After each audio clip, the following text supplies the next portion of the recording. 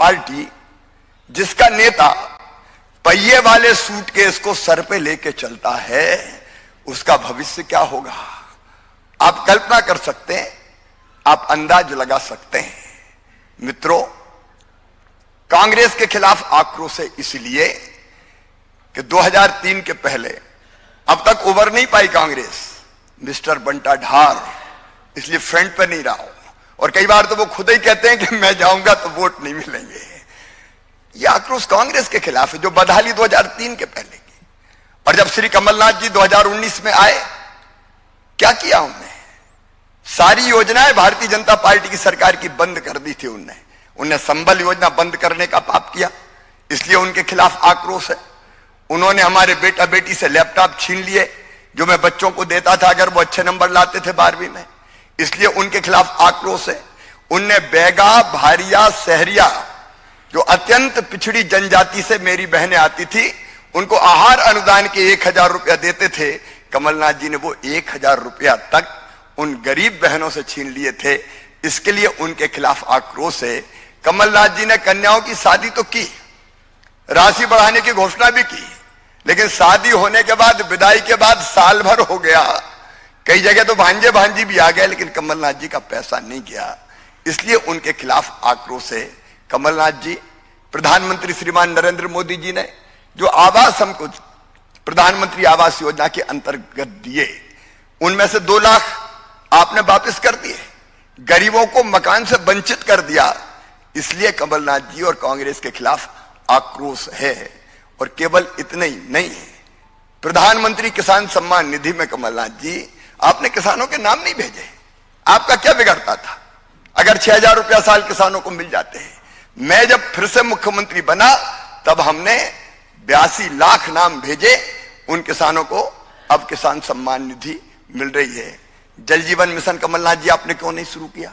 2019 में प्रधानमंत्री श्रीमान नरेंद्र मोदी जी ने जल जीवन मिशन लॉन्च किया था, लेकिन कमलनाथ जी ने हर घर में महिलाओं को, बहनों को पानी बाहर भरने ना जाना पड़े, टोटी वाले नल से पानी मिल जाए, उससे आपने वंचित कर दिया। आपने वादे पूरे नहीं किए, इसलिए आक्रोश है। आपने वचन नहीं निभाए, इसलिए आक्रोश है। हमने जनता की सेवा की तो हमें आशीर्वाद मिल रहा है, और आपने तो इंडी गठबंधन में ऐसे ऐसे लोगों को भर रखा है जो सनातन का अपमान कर रहे हैं। जब सनातन की आलोचना होती है तब आप मौनी बाबा बन जाते हैं, और जब वोट लेना होता है तब कमलनाथ जी आप ढोंगी बाबा बन जाते हैं। एक शब्द क्यों नहीं किया कहा सनातन के अपमान पर? आपके गठबंधन के साथी सनातन धर्म का अपमान कर रहे हैं, रोज गालियां दे रहे हैं, डेंगू मलेरिया वायरस कह रहे हैं, और आप चुपचाप बैठे हुए हैं। याद रखिए कमलनाथ जी, मध्य प्रदेश और हिंदुस्तान की जनता ये सहन नहीं करेगी। आक्रोश का प्रकटीकरण आपके खिलाफ होगा, और आप और आपकी पार्टी कहीं की नहीं रहेगी। बहुत बहुत धन्यवाद। धन्यवाद माननीय मुख्यमंत्री जी। तो अंतिम चरण में कुछ संक्षिप्त प्रश्न, मैं साथियों से आग्रह करूंगा कि कृपया माइक ले जाएं। और जी, सुधीर दंडोतिया जी।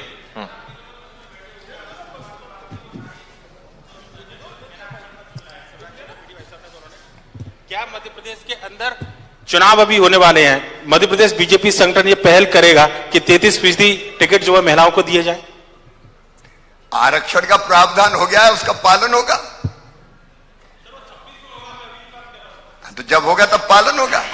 सुधीर जी, भारतीय जनता पार्टी का हमेशा से प्रयास रहा है, रिजर्वेशन है तो वो तो कानून है, लेकिन इसके प्रयास भारतीय जनता पार्टी के संगठन में, आपको जानकारी के लिए मैं बताना चाहता हूं, माननीय प्रधानमंत्री मोदी जी के नेतृत्व में अमित शाह जी जब राष्ट्रीय अध्यक्ष थे और माननीय नड्डा जी बने, हमारे पदाधिकारियों में 33% महिलाओं की सहभागिता हो, ये प्रयास भारतीय जनता पार्टी आज भी पहले से कर रही है, और हम इसको बिल्कुल प्रयास के साथ आगे बढ़ रहे हैं।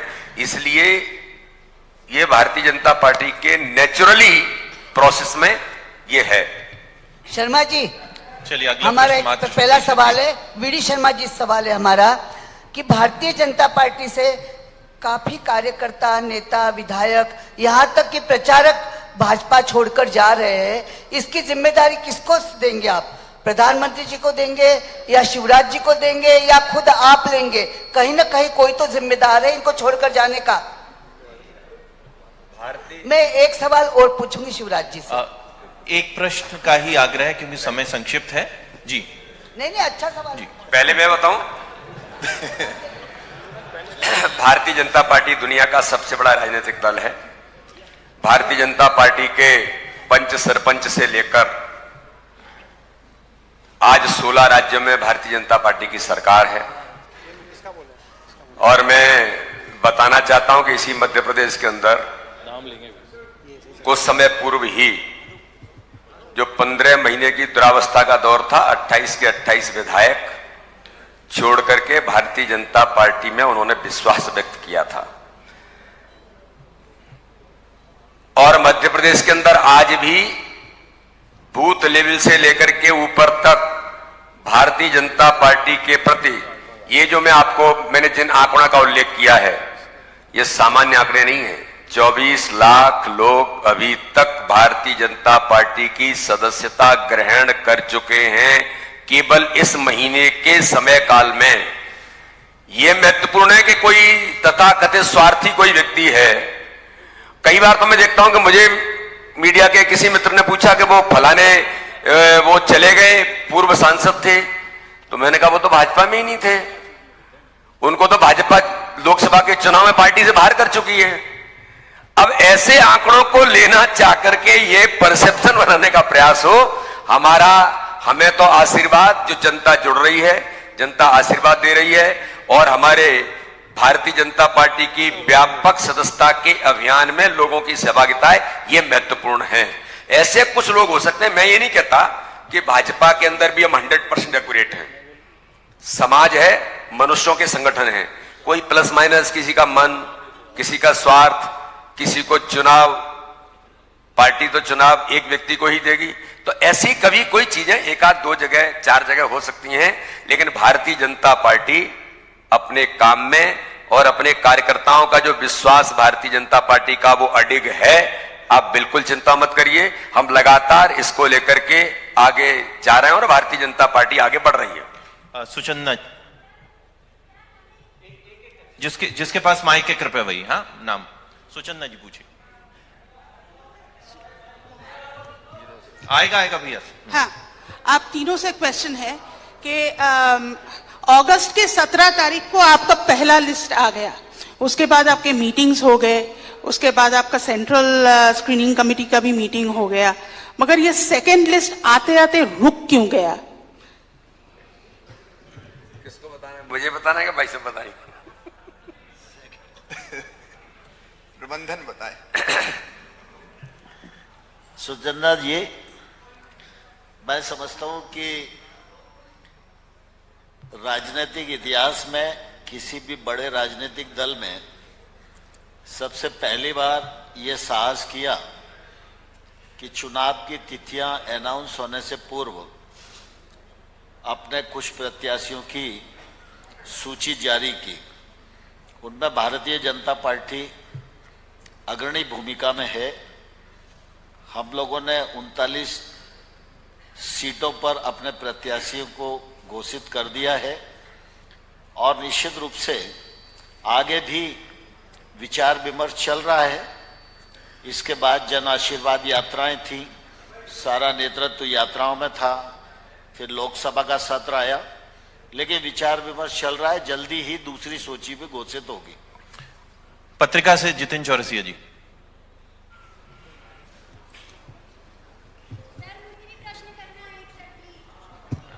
दो सवाल थे मेरे।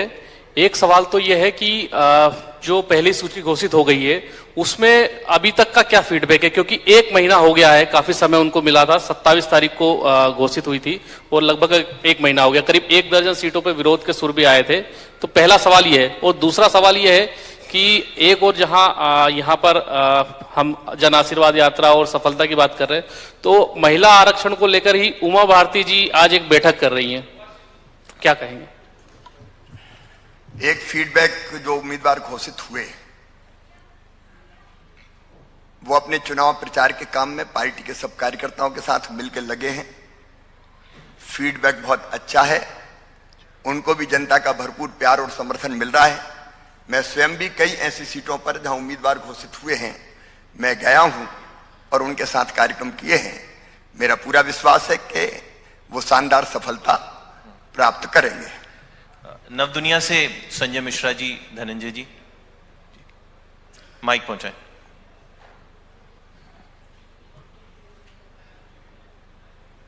जी पीछे।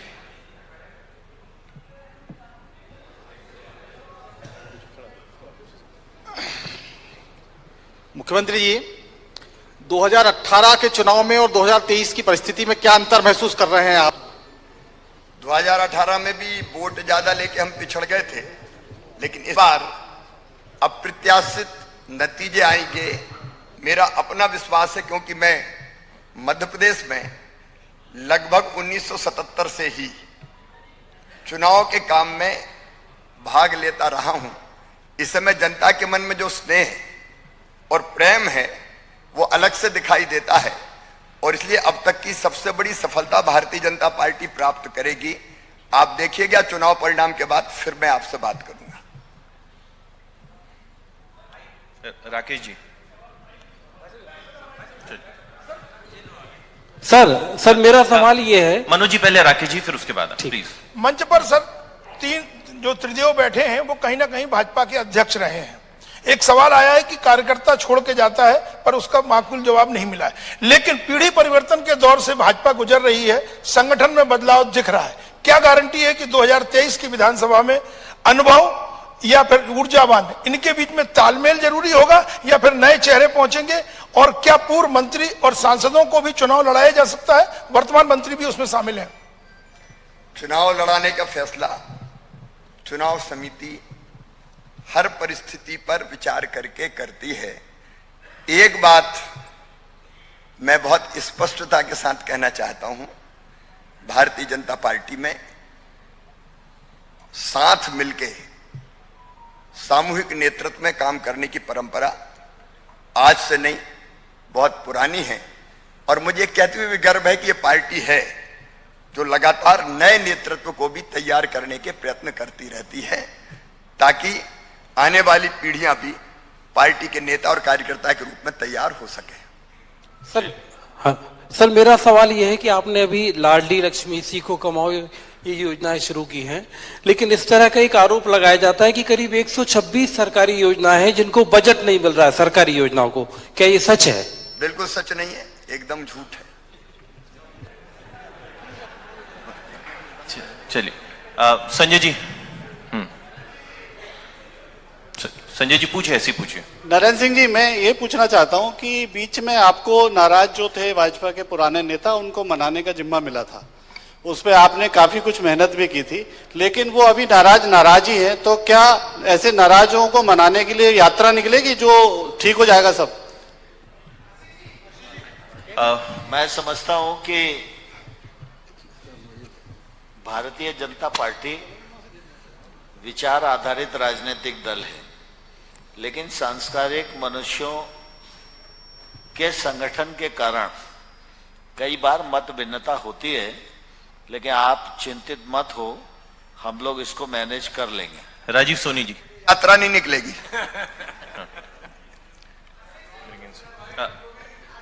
एक माइक उधर ले जाए, पहले यहां से जो दोनों तरफ चल रहे हैं, आइए एक माइक उधर ले जाइए। हाँ राजीव जी पूछे संक्षिप्त में। सर मेरा एक सवाल है कि इस बार 150 पार 200 पार आर पार की लड़ाई जैसी बातें आ रही हैं सामने, तो क्या मुख्यमंत्री जी पूरे 230 सीटों पे चुनाव जिताने में बिजी रहेंगे या वो अपना चुनाव भी लड़ेंगे? एक छोटा सा सवाल है। मैं अभी तक अगर आप देखेंगे 3-4 महीने में तो पूरे प्रदेश को मत दिया है मैंने। हर जिले की कई सीटों पर मैं गया हूं, और आगे भी मेरी कोशिश होगी कि 230 सीट पर ही मैं जाऊं, मैं कोई कसर नहीं छोड़ूंगा। तोमर साहब और विष्णुदत्त जी, आपसे मेरा सवाल है। मैं अरुण दीक्षित बोल रहा हूं। चुनाव लड़ लेती है। आप दोनों संसद में हैं, परसों जो आपके एक संसद सदस्य ने एक दूसरे सदस्य के प्रति जो शब्दावली का इस्तेमाल किया है, उसके बारे में आपकी क्या राय है? क्योंकि आपकी संस्कारवान पार्टी है, आप लोग बहुत सुसंस्कृत माने जाते हैं और ऐसी भाषा नए सदन में पहली बार सुनने को मिली, उसको आप कैसे रिएक्ट करेंगे उस पर? किसी भी अमर्यादित आचरण के खिलाफ भारतीय जनता पार्टी है, उनको नोटिस दिया गया है। मुख्यमंत्री जी, 33% आरक्षण की आप हर जगह बात कर रहे हैं, मंत्रिमंडल में ऐसा क्यों नहीं है? क्या अगली बार आप मुख्यमंत्री बनेंगे तो मंत्रिमंडल में 33% आरक्षण मिलेगा? आगे से पूरा प्रयत्न होगा कि जहां महिला प्रतिनिधित्व पर्याप्त नहीं है वहां दिया जाए, चाहे वो मंत्रिमंडल हो और चाहे वो अभी के विधानसभा भी चुनाव हो, अधिकतम प्रतिनिधित्व देने का प्रयास होगा। चलिए, बहुत धन्यवाद। आप सभी साथी सहभोज पे